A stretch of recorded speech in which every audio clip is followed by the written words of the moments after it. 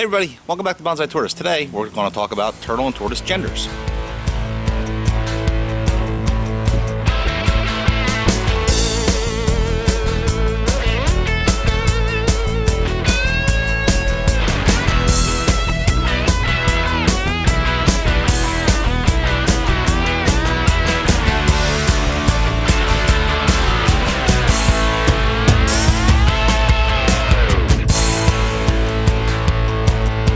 We start with Redfoot tortoises. You can tell the male is there behind the female, chasing her around, looking to do his male thing. Males are usually, in Redfoot tortoises, are usually larger than females. Not all the time, but usually. And you can tell that they also have this wasping around their sides. A lot of males will show that. It's more of like a constricted carapace in the waistline, and it'll be like narrow around the 6 marginals, almost like a peanut shape. So if you look at their plastron, that's some of the best way to tell, especially for Redfoot tortoise. And these are like real glaring examples. So it's really concave in males. You can kind of see how that kind of goes in really deep. Some females will have that concavity, so she has it as well. You can see it right here. But it's really just, you know, between the humerals and the femorals, so it doesn't really get clearly as deep as this. You know, it's usually maybe no more than a ½ inch deep on a female Redfoot. And it could go up to 2 inches deep in a male Redfoot. And then in terms of this wasping here along the sides, so your northern Redfoots, most of them will show this wasping. A lot of southern Redfoots won't. So it's not a clear indicator, but it's a good indicator. And also a lot of the southerns are not nearly as concave as the northerns. This is the anal notch between these anal scutes here. So you have this female, you can see how it's kind of curved on the inside right here and almost forms like an oval. Whereas the males, it's usually pointed right here, and the sides are almost straight. So you can put them next to each other. I'm not really liking what I'm doing to them right now, but you can kind of see that's a female shape for those anal scutes there, and the male shape. And a lot of times this will widen out in males, and in females this will get more and more almost exactly like a U shape. So then you have the tail, and the tail a lot of times is a big giveaway. So the male's tail here is a lot bigger. See, he's pulling it in right now. It's a lot longer. It'll go almost to the knee or touch the knee a lot of times in Redfoots. And it's a lot wider at the base here. And the cloacal opening is more towards the tip. He's pulling it in, so you can't really tell, but this is a really long tail. On the female, you can see it's really short and nubby. Big difference between female and the male. You know, as always, some localities, like those from Paraguay, they really need to be put like side by side because it's not as clear. Same with many of the southern Redfoots. The tail isn't always as pronounced, the wasping isn't always there. Some people also say you can go by coloration, but the locales are so diverse and the coloration is so different in all of them, it's really hard to tell.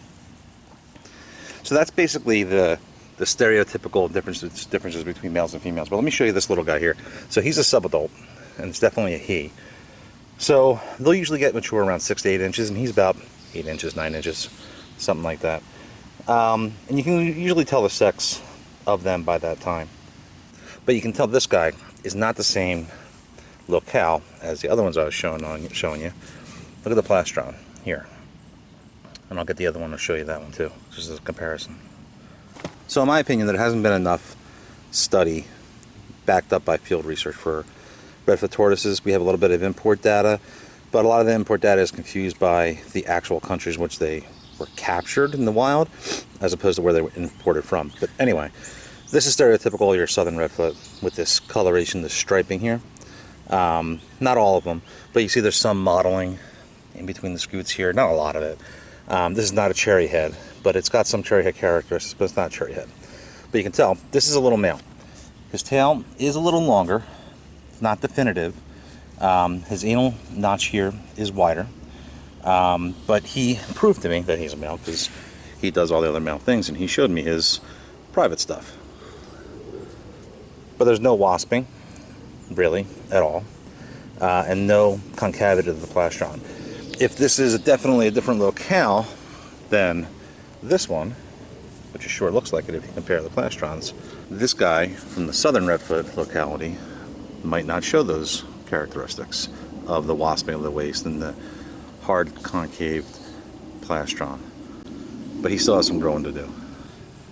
Alright, let's put these guys back and we'll move on to Herman's tortoises. This is a pair of Eastern Hermans.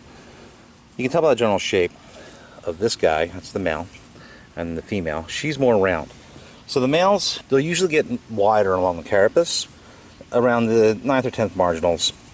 And you can see that they kind of show that flaring a little bit more exaggerated than the females. And again, the overall shape is different, so it's kind of flatter along the sides of the males than the females, which is a little bit more oval. And the males exhibit more of like a pear shape. Not an exaggerated pear shape, but a pear shape nonetheless, compared to the round shell shape of the females. If you look at the supracaudal, it's wider along the bottom. It shows more flaring in a male compared to the female, which is not quite as wide and not quite as flared. Again, male, female. So moving on to the plastron, the males can exhibit some concavity here. This one doesn't really have much at all to speak of, but she's really flat compared to, he has a little bit of a dip right here. But you can tell from a male, the size of the plastron is shorter in comparison to the body than the female. It's a lot longer, or visibly longer. And then you have to look at the anal scutes here. The male right here is wider. These are kind of widened out more. The female is closer together, making it more of a tighter V.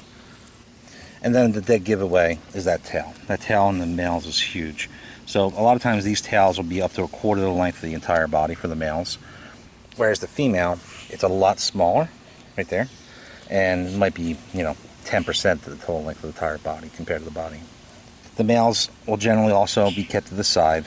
And then this tail spur here is huge. And it's usually bigger than the size of their toenails. So if you look at their toenails and then the size of that spur in comparison, it's usually bigger than the toenails. In females, it's there, but it's tiny and usually smaller than the toenails. Cloacal opening of the males is situated towards the tip, right there. And the females, it doesn't get that close. It's more in. The last thing about the tail, the males, the tail will usually reach their knee. He's not going to show it to me, but if he sticks his knee, there you go. You can see his knee here. The tail reaches the knee. Females, it won't get that far. So if she puts her tail to the side, it won't get nearly into that knee. And if you put them next to each other, it's the best way to compare. Tiny little tail, big tail, wider anal scutes, narrow anal scutes, longer plastron, shorter plastron, and then that pear shape and that more oval shape. And generally speaking, the female Hermans are bigger than the males. So now on the Greek tortoises, so they're kind of similar to Hermans in terms of some of their characteristics, but it's not entirely the same. For one, this is a female. I can't find the one male I had, but suffice to say, I'll explain the difference. He's just dug down somewhere in the enclosure. But this is a female. One difference between the Greeks and the Hermans, if you ever have a question on whether or not it's a Greek or Hermans tortoise, Greeks don't generally have that tail spur. And you can tell this is a female by her really short, stubby tail. Really short and stubby. The male's tail, I'll just describe it to you, would be a lot thicker, and usually off to the side, and blunt at the ends. So it would come over to about here. And there's a huge size difference with male and female Greek tortoises, generally, depending on the locale. I mean, there's a lot of differences between the Greek tortoises, and that kind of gets into a rabbit hole. But for an Iberia like this, the males would probably be up to there. So they're a lot smaller. So males, 6 to 8 inches. Females could be anywhere from 9 to 12 inches, 13 inches for a female. She's about 10 inches, this female. So generally speaking, it's a really big giveaway when you see two Greek tortoises next to each other, and one big, fully mature one and one smaller, mature one. Generally speaking, that's a male and a female. But again, depends on the locality.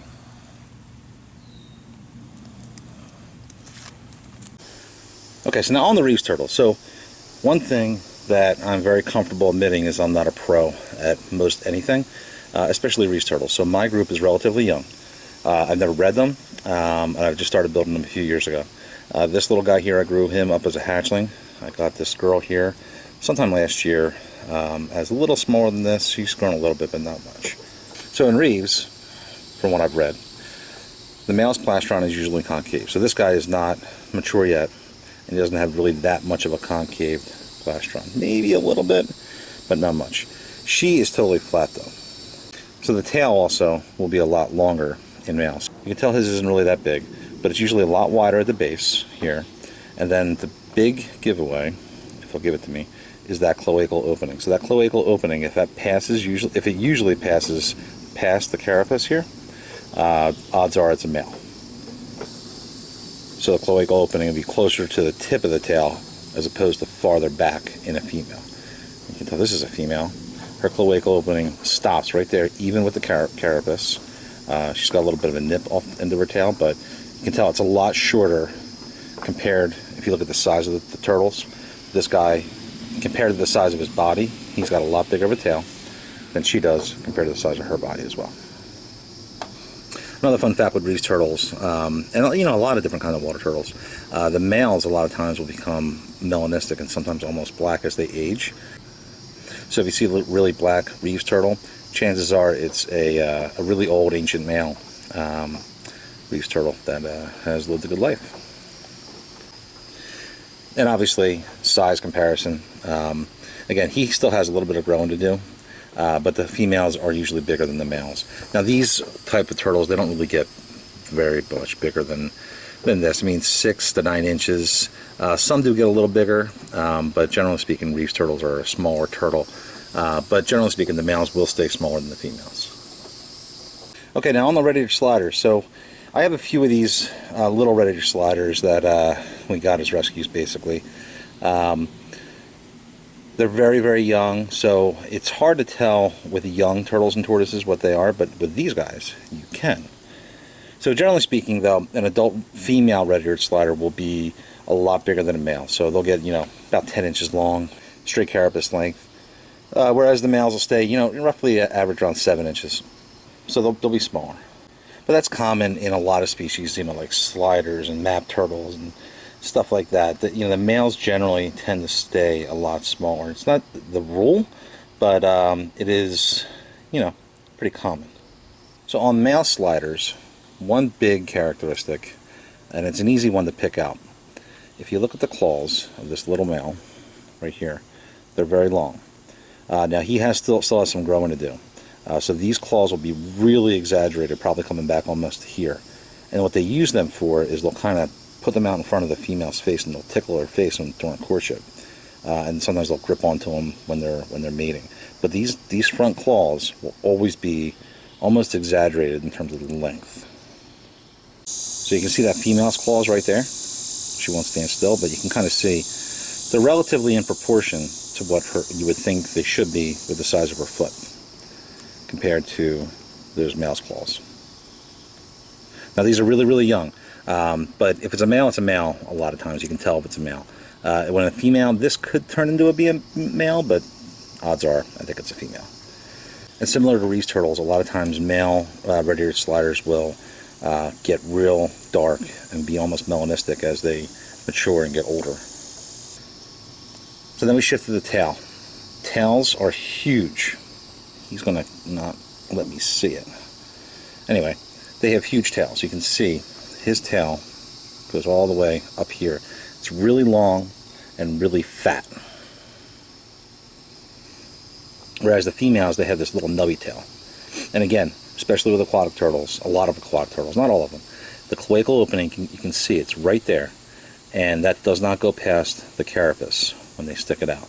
This male, if he was sticking his tail out, his cloacal opening would be about here and his tail would be here. It's really long, really fat.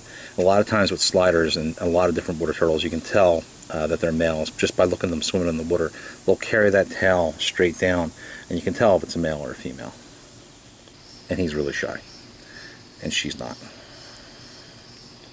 One thing I've been asked a fair amount of times is when will I be able to tell if my tortoise is a male or a female? Well, generally speaking, it depends on the tortoises. 8 inches, give or take, for a redfoot. You might start seeing some signs. For Hermes tortoises and a lot of testudo, it's roughly 4 inches, give or take. Some people are really good at it. The real pros, and they can tell smaller than that. But this one here is about 4.5 inches. And if I were to have my best guess, I would say it's a female, just judging by the tail. And compared to this tortoise of the same age, and that one's tail right there is a lot bigger. He also shows some flaring here, and a little bit of widening of that scoot there. She's less flared, and that scoot is not as wide. Not sure if that'll come up. So a lot of times it's best guess, but I would say that is a male and that is a female. You can tell that spur there is exaggerated or larger, whereas in this one it's not at all. And that's a short little stubby tail, and that's a bigger tail. And here's two more, two different tortoises that I have. I think that both of these are male, given the size of the tails, given the sign of that flaring of that supracaudal scoot there.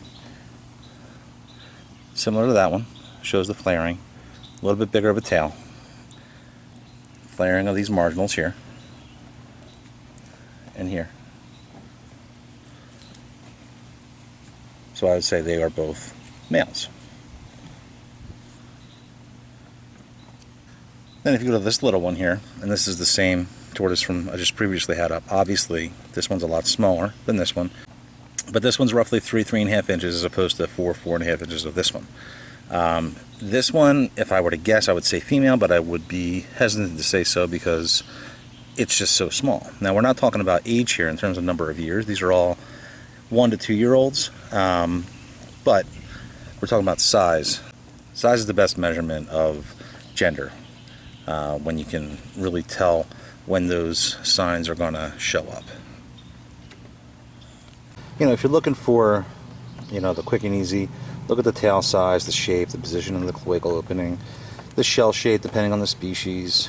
If you really want to find out if it's male, a lot of times if you soak them, they'll show you, and they'll prove it to you. Or you can just wait, and eventually your shelled friend there will mature, and those characteristics will be glaring most of the time. Not all the time. So that's why it's important to understand, if you're really interested in looking for like a male or a female, to understand there's always a combination of factors of whether or not your tortoise is a boy or a girl. And I try to go through some of them. There's a lot more than that. So one thing you should ask yourself when you're trying to determine whether or not your tortoise is a boy or a girl is why. If you have one tortoise, does it really matter? Usually they'll get along just fine by themselves. Same thing with turtles. They don't need a partnership. They don't need anything. If you want to breed them, that's a different story. And then you have to really look at the number of males versus the number of females that you have in a group and all that stuff depending on the species. For me, if I'm not breeding them or I'm not keeping them as a group, I don't really care. Case in point, the snapper here. This is an immature snapper. I've never been curious enough to find out if it was a boy or a girl because I'm never going to breed it. She or he does just fine on their own. We can try to catch it though, try to find out.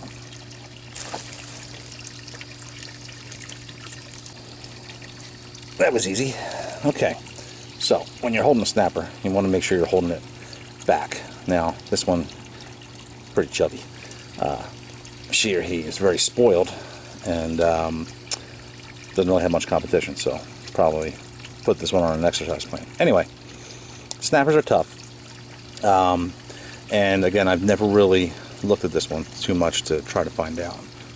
But I would say that cloacal opening, where it's positioned with the size of the carapace here, she's female. If it were a male, I would think it would be closer to here. There's also differences in snappers in terms of the plastron shape and all that stuff. But again, I'm not too worried whether or not this is a male or a female, because I'm never going to breed it. Care for snapping turtles, especially in my area, is exactly the same for males or females. So it's not something that I'm really caring about. Just cool to have it. Isn't that cool looking prehistoric animal? Alright, she's going to get mad at me soon, so I'm going to put her back. Go. Alright, well I hope this was helpful. Thank you for watching, and we'll see you again soon. Bye.